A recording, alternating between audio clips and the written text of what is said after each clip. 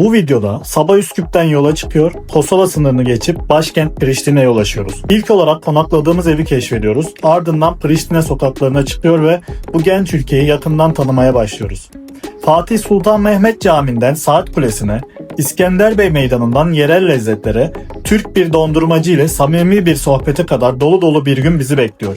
Ayrıca şehirdeki kütüphane ve katedrali geziyor, son olarak Priştine'nin gece ve gündüz arasındaki büyük hareketlilik farkını birlikte gözlemliyoruz. Eğer siz de Kosova'yı merak ediyor, hem tarihi dokuyu hem de modern yaşamı tek bir videoda görmek istiyorsanız bu videoyu sakın kaçırmayın. Hadi gelin dünyanın en yeni ülkesine birlikte bir göz atalım. Yine bir günden herkese merhaba. Şu an Üsküp'ün çıkışında bir benzin istasyonunda durduk. Sabah telaşıyla çekemedim size. Şimdi Üsküp'ü bitirdik. Artık yolculuk Priştine, Kosova'ya. Minibüsümüzü de şurada arkada göstereyim size. Şu minibüsle gidiyoruz. Şimdi gümrükten falan geçeceğiz. Sonra Priştine'deki evimize ilk bir geçeceğiz. Sonra videonun devamını zaten size gösteririm. Şimdi bir gümrükten geçelim. Hem de bir yolu izleyin. Ondan sonra tekrar görüşürüz.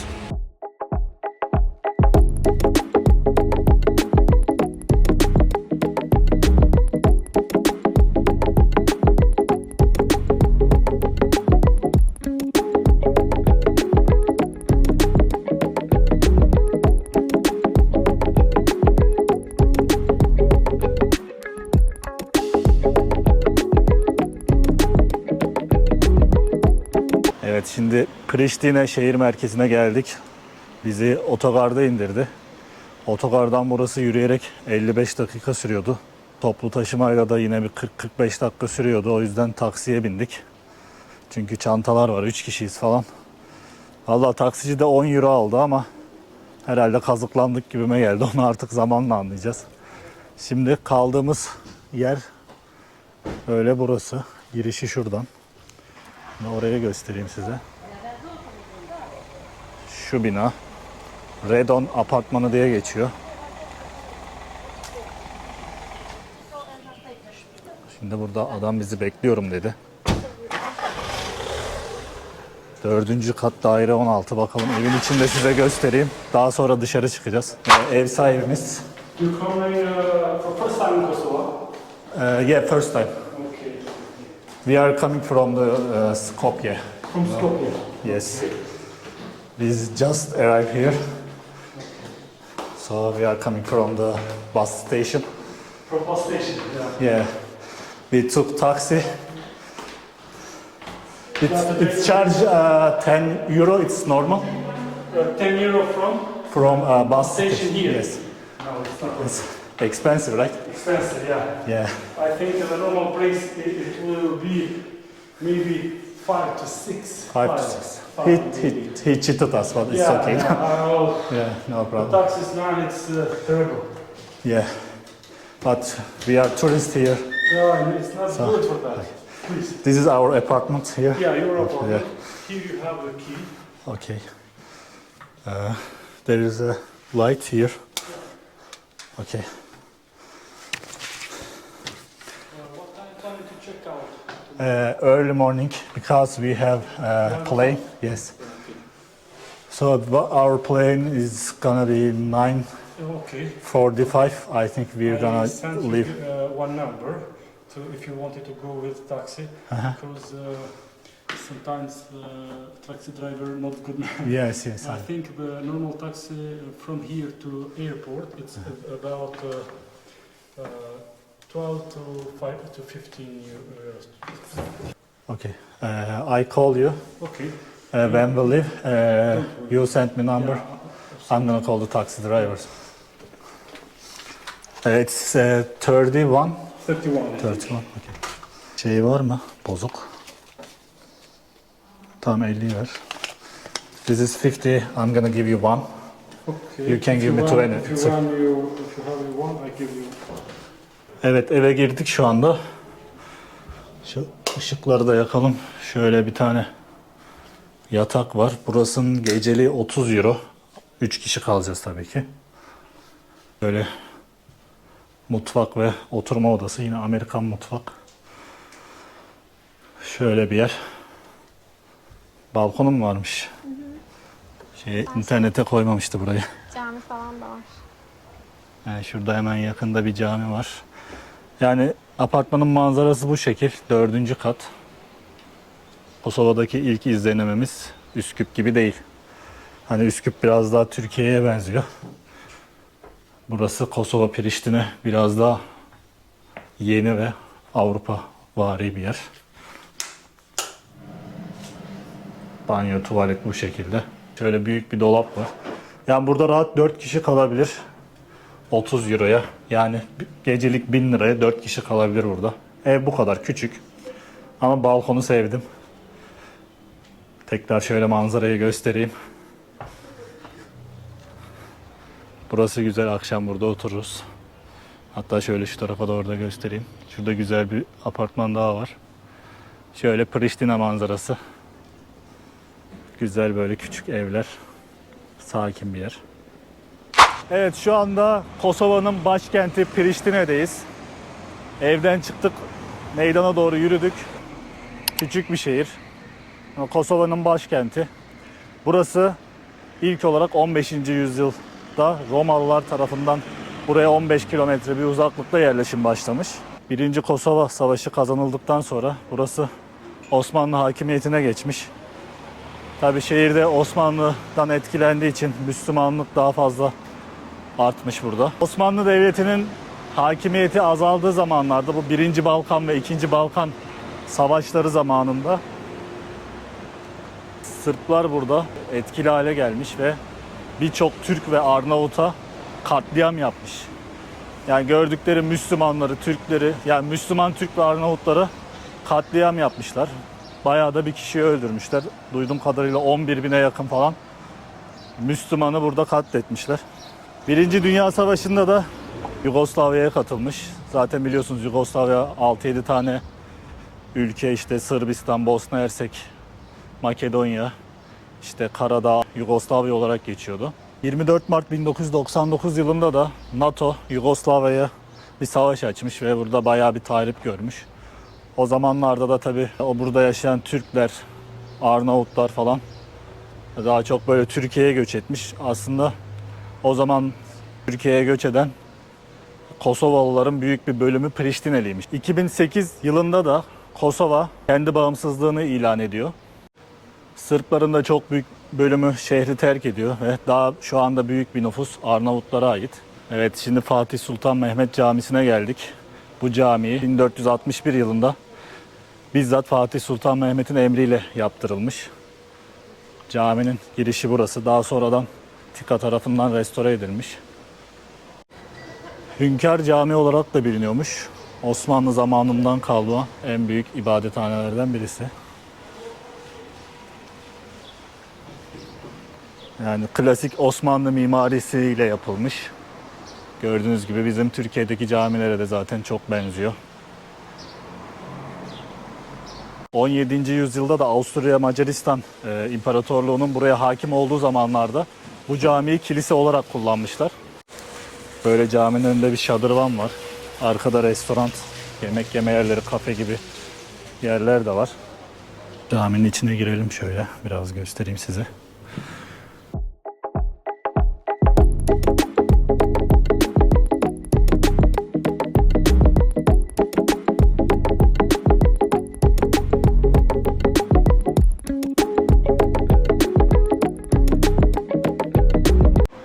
Hemen bu Fatih Sultan Mehmet Camisi'nin karşısında da saat kulesi var. Bu da Priştine'nin sembollerinden. Bu saat kulesi 1840'lı yıllarda Üsküp valisi olan Mehmet Yaşar Paşa tarafından yapılmış. Priştine halkına namaz saatlerini hatırlatmak için yapılmış bu kule. Enteresan, yani aslında bizde ezan okunur camilerde ama buraya da böyle bir saat kulesi yapmışlar. 26 metre uzunluğunda. Ve altıgen şeklinde inşa edilmiş. Yanından da böyle bir işlek yol geçiyor. 1764 yılında Moldova'da yapılmış bu kule. İnşası bittikten sonra da buraya getirildiği sanılıyor.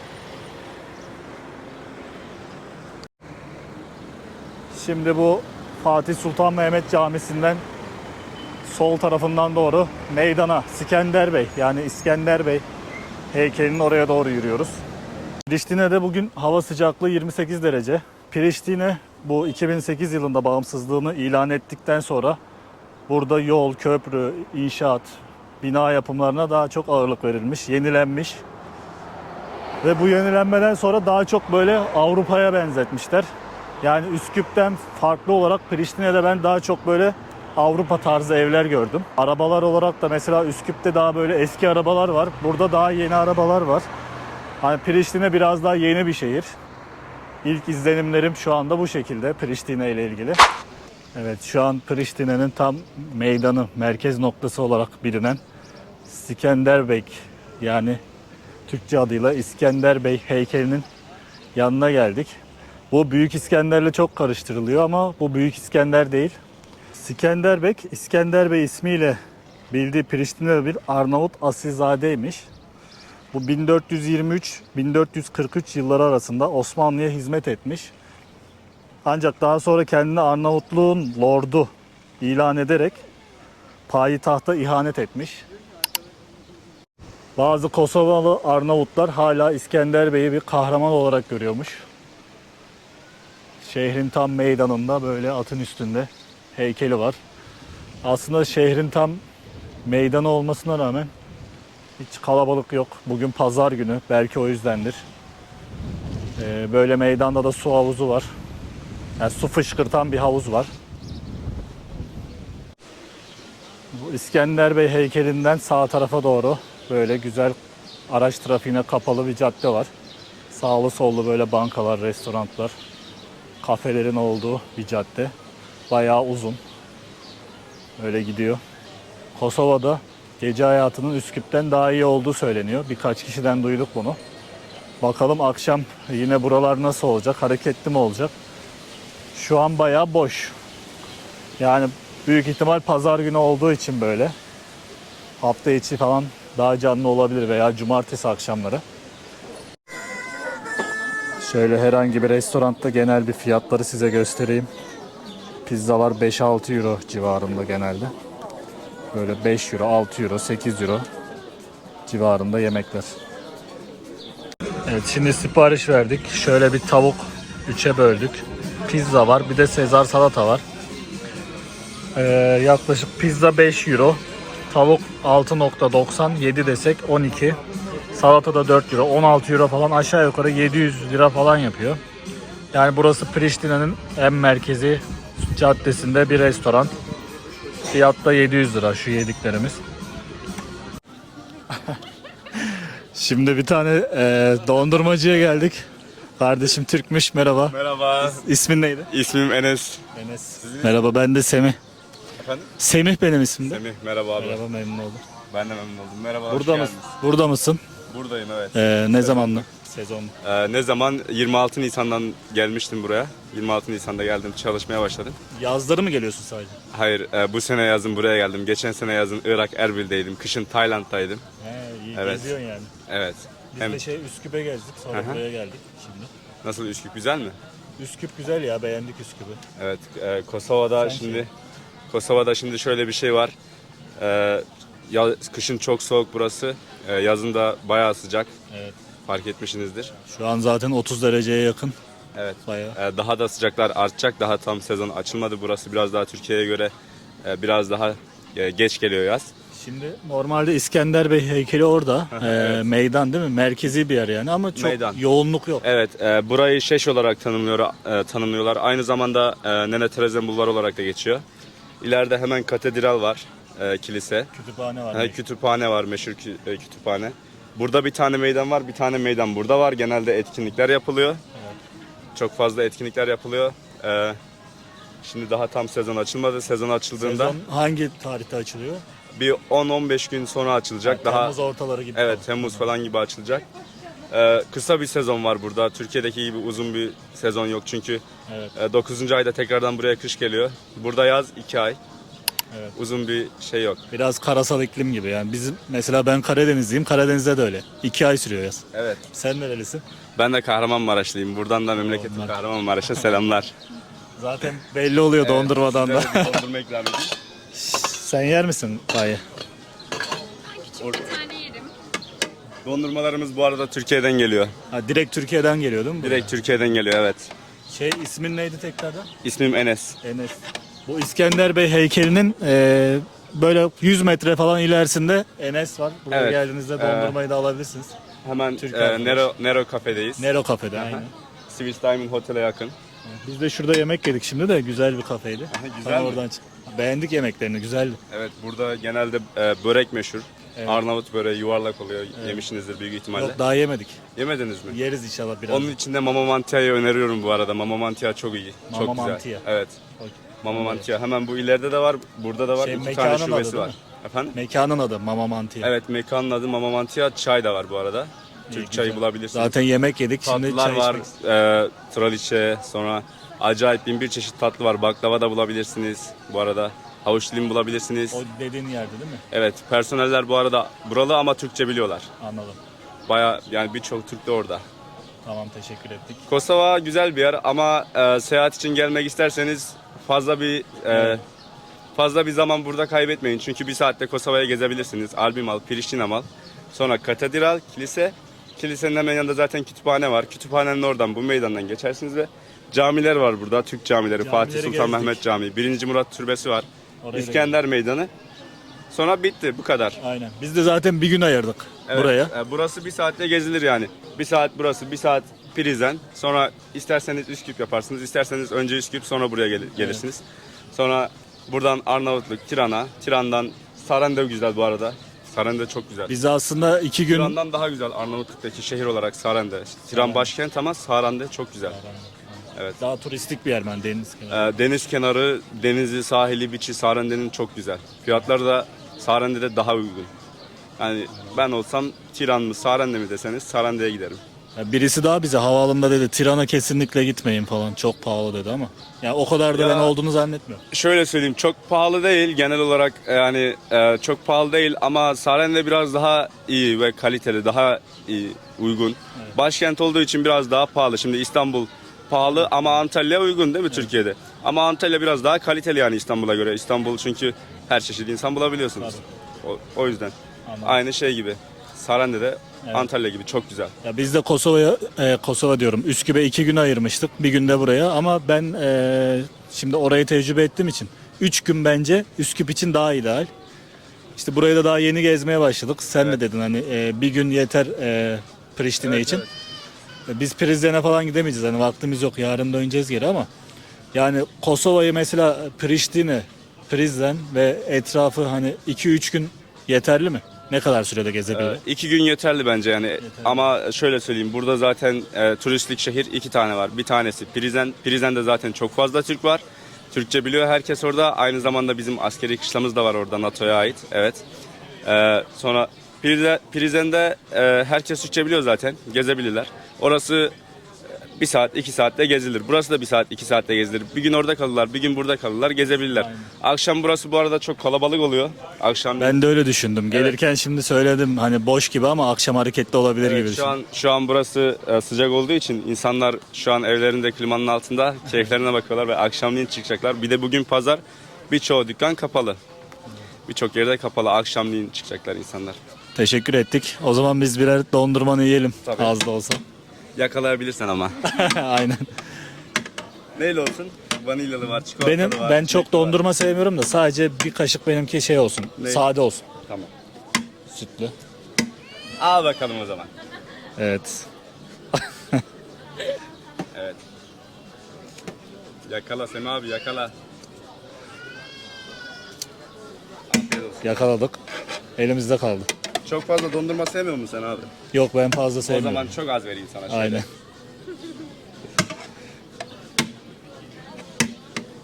Bak şöyle yapalım, bunu kapak fotoğrafı yaparız. Yapalım abi, nasıl yapalım? Oldu mu?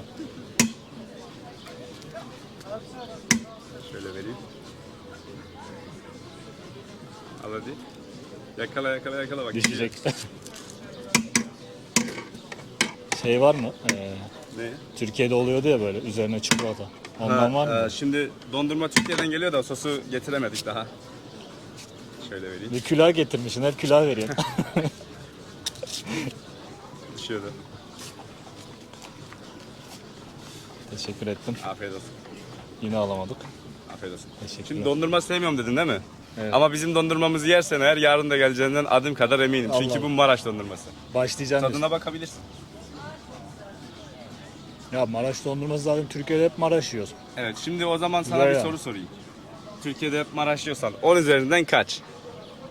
Bir puanlama. Şimdi 8 desem 7 desem ayıp Benim olacak. benim için hiç 10 sıkıntı üzerinden 10 diyeyim bari.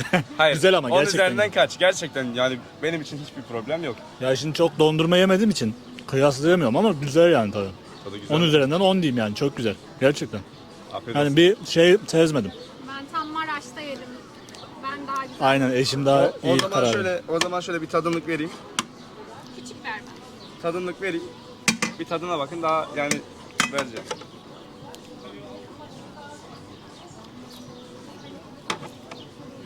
Maraş'takinin aynısı. Biz bunu Maraş'tan Demek ki getiriyoruz. kaliteli. Gerçekten Maraş'tan getiriyoruz. Buradaki dondurmadan vereyim isterseniz. Bu Ya normal- şey vardı ben bir videoda izlemiştim böyle döner bıçağıyla dondurmayı kesiyorlar. O Kesme dondurma. Maraş dondurması aynı. Maraş dondurması ya o bundan çeşit- farklı değil mi? Evet, Maraş dondurması çeşit çeşit aslında. Şimdi bu bizim Maraş dondurması dövme. Dövme dondurma. Biz bunu bunun içerisinde dövüyoruz. Aynı zamanda bunun kesme dondurma var. Asıl oluyor. Bıçakla dediğin gibi kesiyoruz. Onu o bir de çok sert oluyor. Onunla burada şaka yapmamız, şov yapmamız çok imkansız. Acayip sert. Genelde festivallerde falan kullanıyoruz biz onu. Anladım. Evet, Maraş'a giderseniz orada da bulabilirsiniz İnşallah. yani. Tüm dükkanlarda vardır. İnşallah. Teşekkür ettik. Afiyet olsun. Şu anda Priştine'nin en ilginç binalarından birinin önündeyiz. Burası Ulusal Kütüphane olarak geçiyor. Andreja Mutjaković adında Hırvat bir mimar 1982 yılında bu kütüphaneyi yapmış. Binanın mimarisinde hem Doğu Roma hem İslam mimarisinin çizgileri görülüyormuş. Kütüphanede de 5000'den fazla kitap, gazete arşivi, harita ve önemli isimlerin orijinal el yazıları bulunmaktaymış. Kütüphanenin Kosovalılar için bu kadar önemli olmasının nedeni tarihlerine ve kültürlerine dair en önemli eserlerin burada bulunmasından kaynaklanmaktaymış. Önünde de şöyle bir park var. Kütüphanenin içinde 150 kişi kapasiteli bir amfiteyatr varmış. Ve 75 kişi kapasiteli toplantı salonu da bulunmaktaymış. Bu bina Hasan Priştina meydanı üzerinde bulunuyor. Ve şöyle etrafında büyük bir park var, yeşil alan var. Böyle enteresan bir mimarisi var. Yani ne amaçla yapılmış, niye böyle yapılmış onu bilmiyorum. Bugün pazar günü olduğu için kapalı. İçine giremiyoruz. Normal şartlarda pazartesiden cumaya 7 ile sabah 7 ile akşam 8 arası. Cumartesi günleri de yine sabah 7 ile öğlen 2 arası açıkmış. Pazar günleri de kapalıymış. Normalde turistler de içeriye girip yani hem turistler olsun hem yerel halk olsun ücretsiz bir şekilde buranın içine girip ziyaret edebiliyormuş. Ama şu an kapalı olduğu için giremiyorum. Ama şöyle dışarıdan gösterebildiğim kadar içerisinde bir göstereyim size de. Burada zaten çok bir şey yok. Böyle giriş yeri. Böyle dışına da şey yapmışlar ya böyle demirden değişik bir mimari.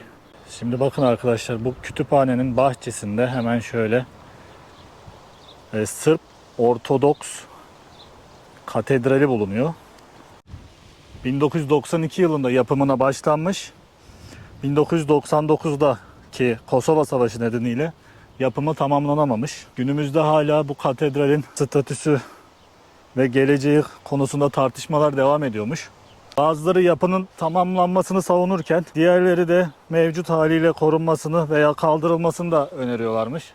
Ama burada böyle sembolik olarak duruyor. Fakülte içinde dedim ya az önce. Burada da zaten şöyle hemen alt tarafında bu katedralin Priştine Üniversitesi Eğitim Fakültesi bulunuyor. Oranın şu an kapıları kapalı yani bahçesine girilmiyor.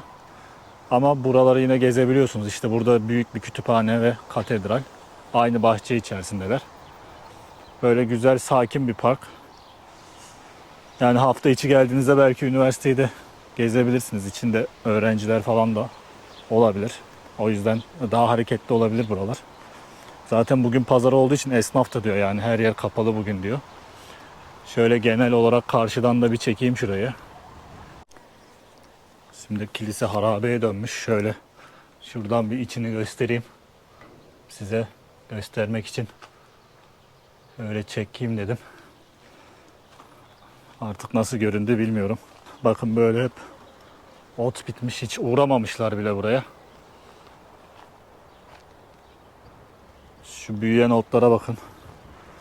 Yani sahipsiz olarak böyle bırakılmış, hiç gelen giden olmamış yapımından beri sanırım. Yine bu kapalı yolun sonlarına doğru böyle Nene Teresa Katedrali var. Burada bayağı böyle bir çalışma var sanırım. Yol çalışması ve çevre düzenleme çalışması gibi bir şey. Burayı da böyle size göstereyim dedim. İbrahim Rugova misyonermiş. Burada da İbrahim Rugova'nın heykeli var. Açıksa bir içini de göstereyim size.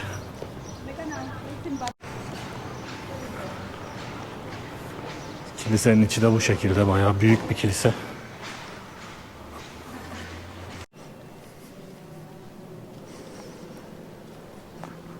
Çok sayıda kilise ve katedral var Kosova'da.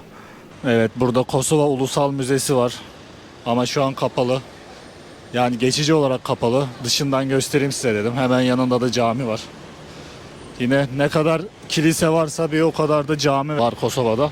Şu an akşam saatleri oldu. Bayağı yoğunlaştı. Şimdi bu yol o İskender Bey heykeline doğru giden bir yol. Boştu sabahtan. Biliyorsunuz. Şu anda bayağı kalabalıklaşmaya başladı. Biz bir eve doğru geçiyoruz. Dinlenip akşam yine çıkacağız. Şu caminin içini de size şöyle göstereyim. Priştine'nin ara sokaklarındayız. Selamünaleyküm gençler. Kaçıyorlar.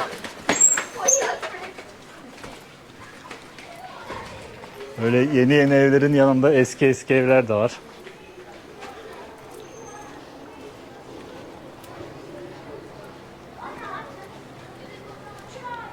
Mesela şu tarafa bakın. Saat Kulesi'nden doğru gelen ara. Burada evler bayağı eski. Ama bu tarafa doğru daha da yenileşiyor, arkalara doğru. Böyle ufak ufak butik restoranlar var. Merhaba. El salla.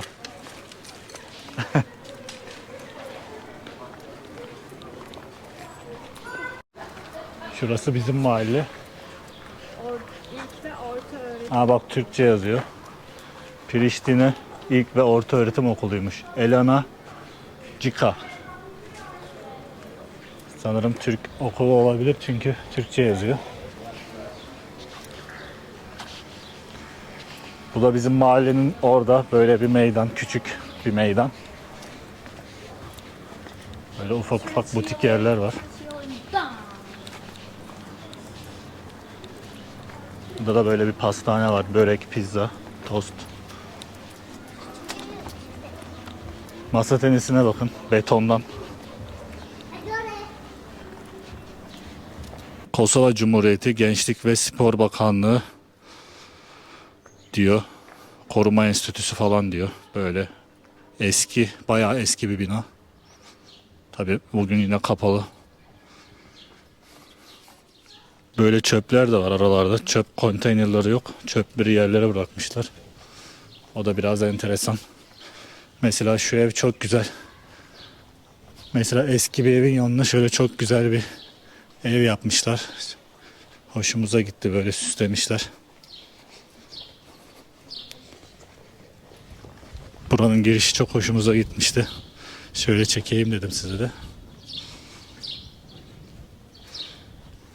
Evet, artık gün batımıyla birlikte evimizdeyiz. Son şöyle bir keyif yapalım dedik balkonda. Çaylarımızı yaptık. Şu manzaraya karşı şöyle çayımızı içeceğiz. Akşam oldu Kosova'da, Priştine'de. Şöyle güzel bir gün batımı var. Evet, şimdi sabah geldiğimiz ve boş olan cadde bayağı hareketlendi. Akşam saat 10 suları şu anda. Hava tabii sıcaklığı biraz düştü. İnsanlar dışarı çıktı. Bir de gece haliyle dedim Priştine'yi size göstereyim. Yani insanlar aşağıya yukarı yürüyorlar. Bir de kafelerde, restoranlarda oturuyorlar. Böyle seyyar satıcılar falan da piyasaya çıkmış. Daha hareketli olmuş, daha eğlenceli olmuş şu anda.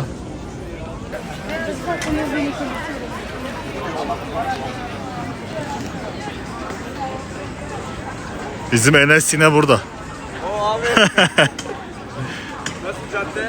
Cadde hareketlenmiş aynen. Hareketlenmiş cadde. Aynen. Baya. Tamam. Görüşürüz. Kapatınca gel gel.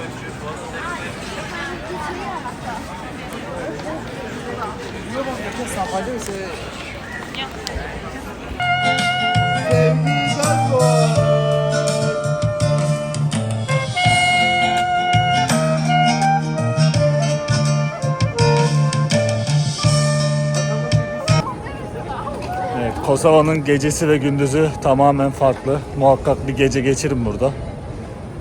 Bayağı hareketliydi. Biraz burayı da turladık akşam vaktiyle. Ya bazıları diyor işte oraya gitme, buraya gitme falan filan. Onlara da sinir oluyorum. Adam hiç görmedim yere gitme diyor. Bazı kişilerle böyle tanışıyoruz. Ya dünya gözüyle bir kere görelim yani gidip gitmeyeceğime ben karar vereyim. Neyse buraya gelin. Yani çok fazla bir şey yok. Birkaç saatte gezebilirsiniz ama bir gecesini de görün muhakkak. Yani bana sorarsanız Kosova'ya bir gün ayırın sadece. Yeterli oluyor. Çünkü zaten şehir merkezinde her yer birbirine yakın gezilecek yerler. Birkaç saatte gezebilirsiniz. Şimdilik videonun sonuna gelelim. Kosova'yı da bitiriyoruz. Yarın sabah erkenden uçağımız var. İstanbul'a döneceğiz. İzlediğiniz için teşekkür ederim. Abone olup beğenmeyi unutmayın. Kafanıza takılan her şeyi de yorumlar kısmında bana sorabilirsiniz. Hepsini tek tek cevaplayacağım. Kendinize çok dikkat edin. Görüşmek üzere. Herkese Kosova Priştine'den selamlar.